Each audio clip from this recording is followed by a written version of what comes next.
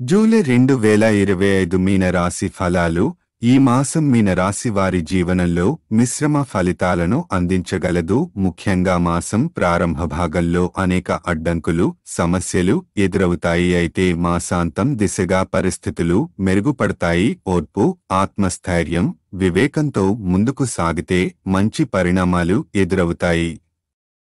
ఆరోగ్య విషయాలు. ప్రధానంగా మహిళలకు ఈ నెల మొదటి అర్ధభాగం 1వ తేదీ నుంచి 15వ తేదీ వరకు ఆరోగ్యపరంగా మహిళలకు ప్రత్యేక జాగ్రత్త అవసరం. గర్భధారణ సంబంధిత సమస్యలు, హార్మోన్ల అసమతుల్యత, శరీర తంతువుల్లో అంతరాయం వంటి ఆరోగ్య సమస్యలు తీవ్రమైన ఇబ్బందులు కలిగించవచ్చు. చికిత్స తీసుకోవడంలో ఆలస్యం చేయకండి. మానసిక ఒత్తిడిని దూరంగా ఉంచుకోవడం ఎంతో అవసరం. ఆర్థిక పరిస్థితి. ఈ మాసం ఆర్థిక పరంగా మొదట తీవ్ర ఒత్తిడితో ప్రారంభమవుతుంది. ధనాదాయం సాధారణంగా తగ్గిపోతుంది. అతి అవసరాలకు కూడా తగినంత ధనం అందకపోవడం వల్ల నిరాశ, అసహనం కలగవచ్చు. ఇతరులపై పెట్టిన నమ్మకం, ముఖ్యంగా హామీలు ఇచ్చిన వారు మాట నిలబెట్టుకోకపోవడం వల్ల అపార్థాలు కలగవచ్చు. అప్పుల విషయంలో కొత్త బాధ్యతలు తీసుకోవడం కంటే పాతవి పూర్తి చేయడమే మేలైన మార్గం. సాహసోపేత నిర్ణయాలపై హెచ్చరిక.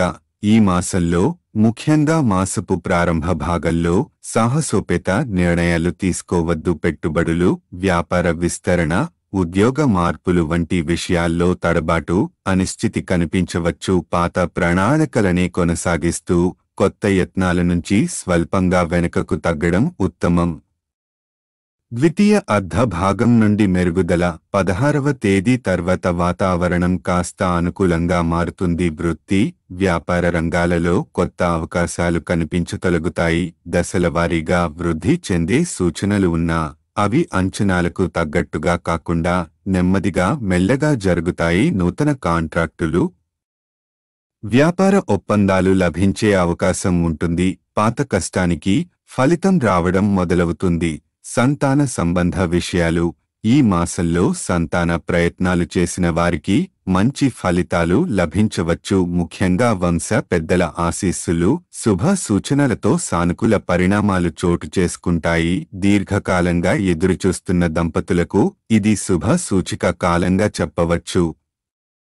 ఆర్థిక స్థిరత్వం.